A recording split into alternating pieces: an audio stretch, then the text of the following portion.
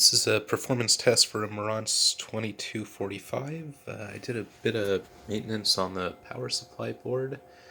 There was some previous work done to the power amplifier, so there's some mismatched transistors on it. It's on semis on the right channel, and on the left channel they're NEC transistors. I fixed up the DC offset and the bias.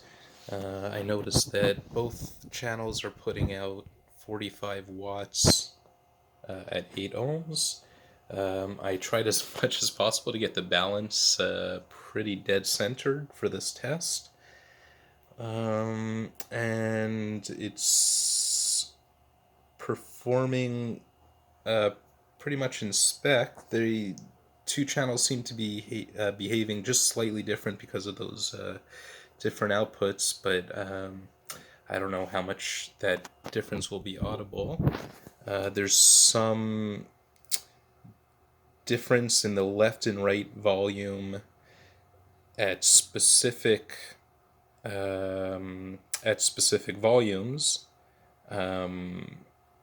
At minimal volumes, it's pretty even. At max volumes, it's pretty even. And there's specific spots where they get a little bit uneven. So I'm not sure if that's because of the transistors or it could be uneven tracking of the potentiometer. I'm assuming it's probably more the potentiometer. So I have it hooked up to a signal of 1 kilohertz with a half volt amplitude. I have the red trace is looking at the left channel, the yellow trace is looking at the right channel, meaning the output of the amplifier. So I'm going to slowly crank up the volume. We'll push it all the way into overdrive. And we'll also just take a look at the, so again, red is the average left voltage, or essentially the average amplitude. Yellow is for the right channel, and we want to kind of see them even throughout the spectrum. So we'll start by taking a look at that and see if we keep that nice sine wave throughout.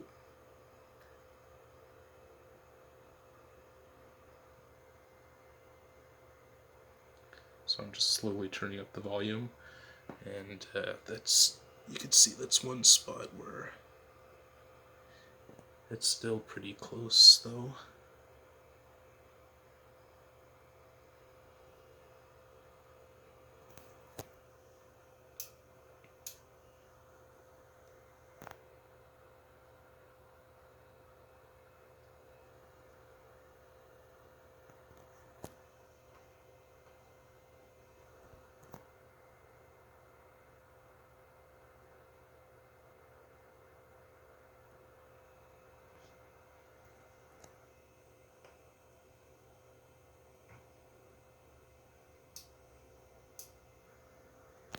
So,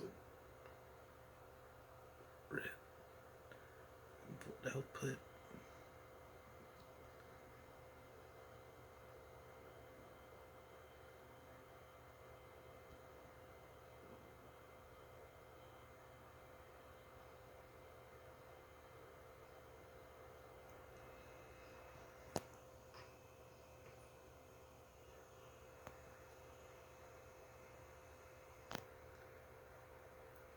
I had a bit too much coffee this morning and my camera is shaking a little bit.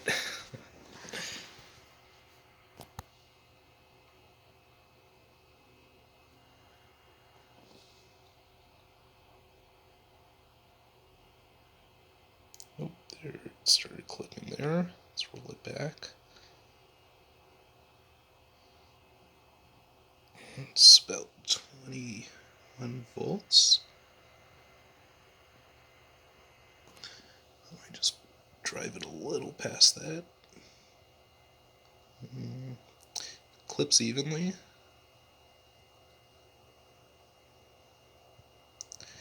Clipping, by the way, is if it's more, if the amplifier is trying to produce more power than it's capable of, it'll start to cut off the top and bottom of the wave.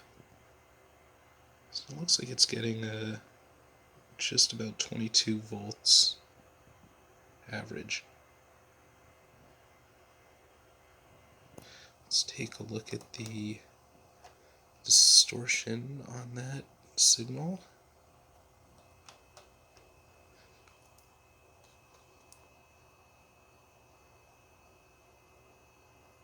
Okay, this is 1 kilohertz.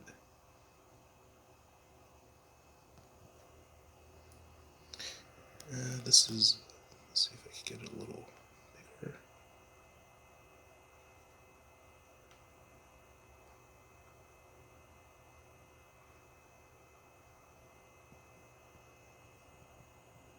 So this is a logarithmic scale showing the amplitude of each frequency that would be sent to the speakers. This is the 1 kilohertz that's coming in. That's a first even harmonic, 2 kilohertz, 3 kilohertz, 4 kilohertz, 5 kilohertz. So ideally, you don't want much of these even ones, and these odd ones are okay. They're musical harmonies of the fundamental frequency, but again, this is logarithmic, so 1, 2, 3, 4, 5, 6. This is about 1/millionth the amplitude of 1 kilohertz. So this is performing beautifully. This very little distortion.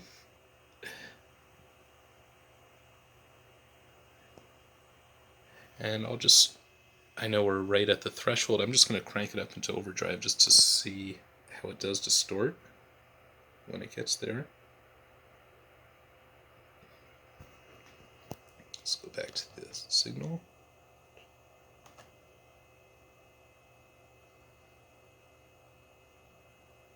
So it's clipping, but it's still close to performing the way it should. And that's interesting. You can see again it's more of odd harmonics. And I'm going to just push it a little bit further. Hopefully it doesn't go into protection mode.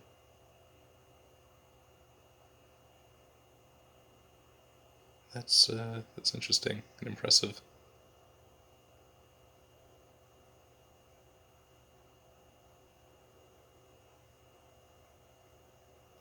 Let me check the other channel. This is the left channel being displayed.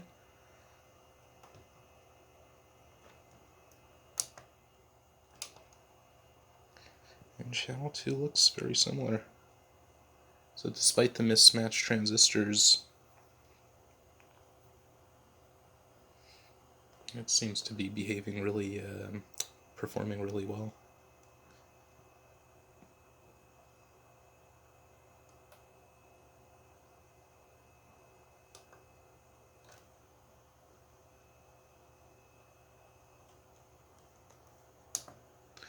Okay, so I'm going to go down in volume. Let's see.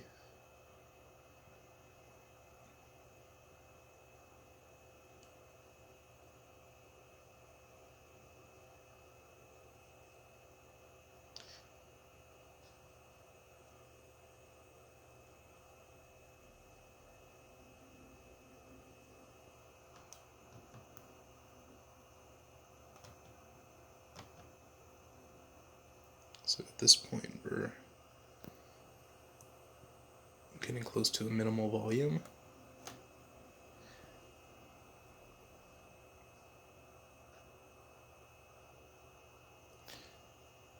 And it looks like about a 1% distortion, or a little bit more when you start to sum them up.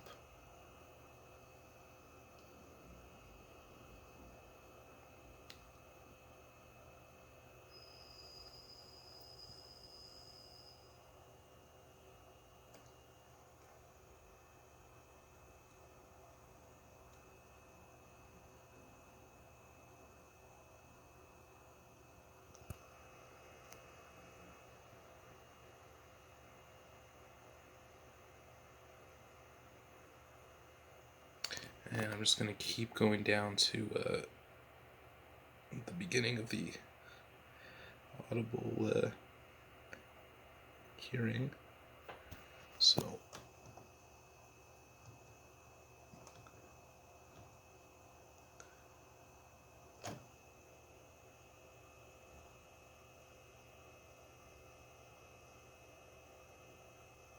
No, that's below that's as low as this amplifier is going to go, unless I turn down the input signal. Okay, let's take a look at some other frequencies. Let's go all the way back up. And let's get it about halfway. Oh. There we go, 22 volts.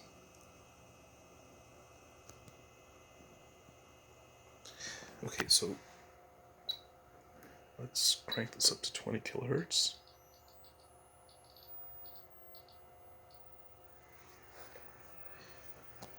Only slightly increase the amplitude. Again, it didn't. It seems to be behaving fairly similarly on both channels. It's just starting to distort a little bit. Turn this back just below what it can handle.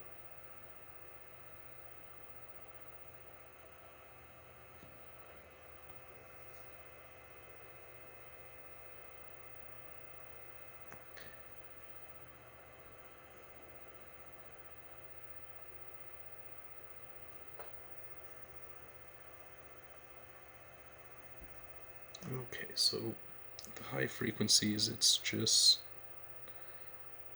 distorting at a bit of a lower volume. Let me go down to 20 hertz.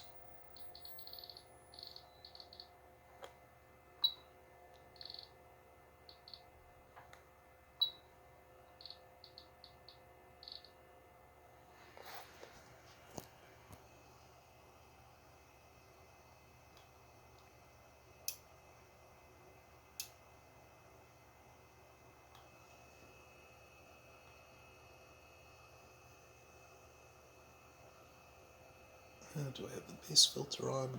No, no.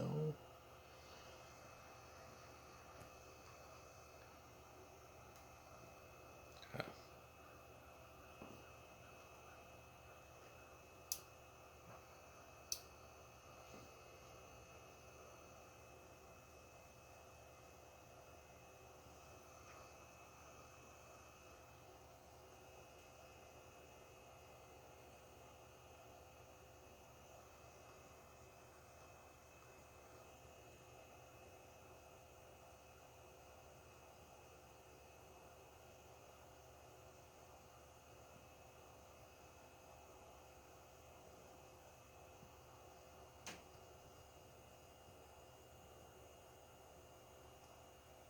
Starting to distort a little bit there.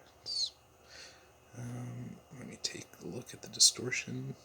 That's going to be a little bit hard to analyze.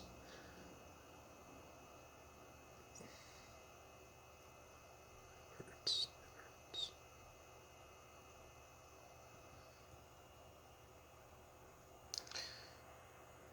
And at 10 cycles a second, it's just going to update very slowly. There we go. 10, 20. That's our fundamental.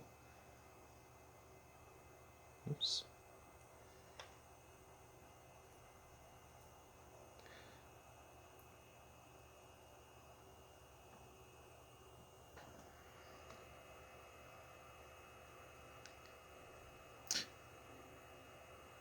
So even though the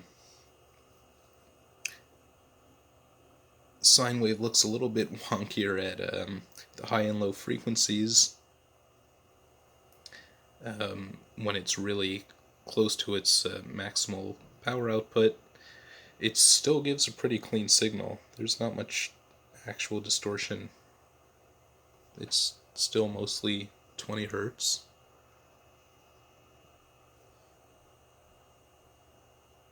Main distortion coming from an autoharmonic, and it's 1, 2, 3, 4 magnitudes. It's about 10,000, a 1 to 10,000 ratio in amplitude. All this to say, it's putting out a very clean signal. I'm going to do the math. but I'm pretty sure that more than covers 45 watts across the frequency spectrum, and does it very evenly on the left and right channel. I don't always see that performance with vintage amplifiers. That being said, I did spend 5 minutes measuring and playing with the balance knob. I know, as an audio enthusiast, I would constantly be playing with that, so it might be worth it to just kind of measure it once and try to leave it there. It's probably what I would do. That being said, I'm sure I've lost some hearing in one of my ears more than the other, so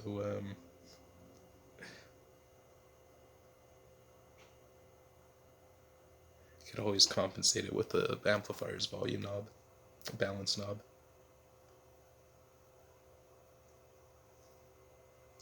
Okay, last test. Let me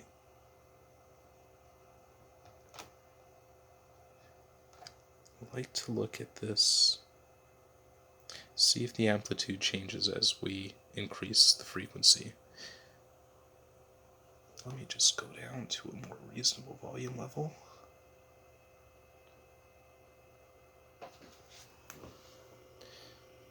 It's not getting too warm either, which is nice.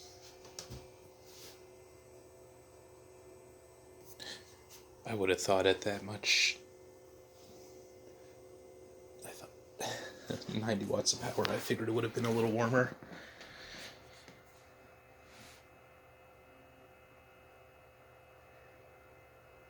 Okay, so I'm going to go up and let's look at the amplitude values.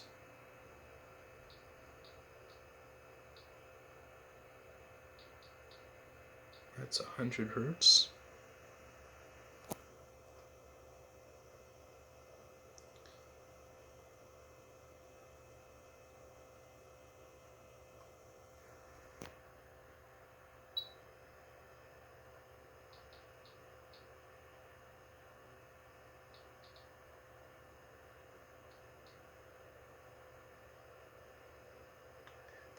It's 1 kilohertz. We're at 5 kilohertz.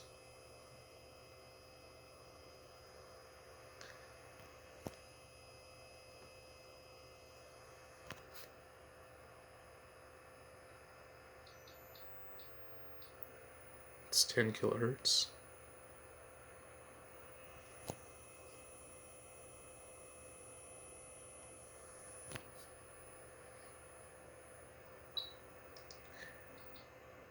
And 20.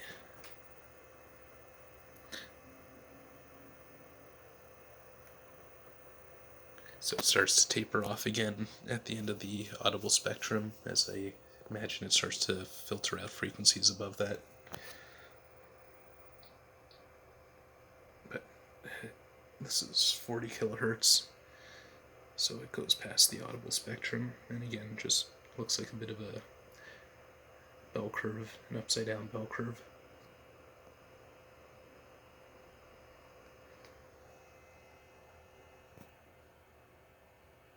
It's the high filter. That takes all that out.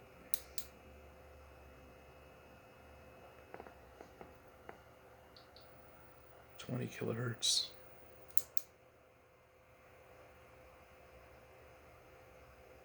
And the high filter takes a little less of that out. Go down to the, back down to 20 hertz.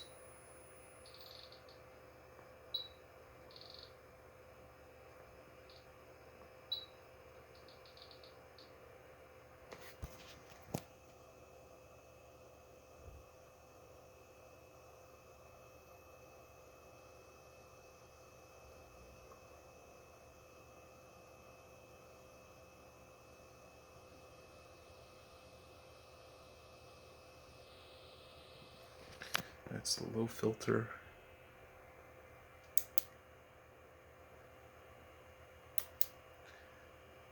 Go down to 10 hertz. So it's below the audible spectrum, and the low filter takes care of that.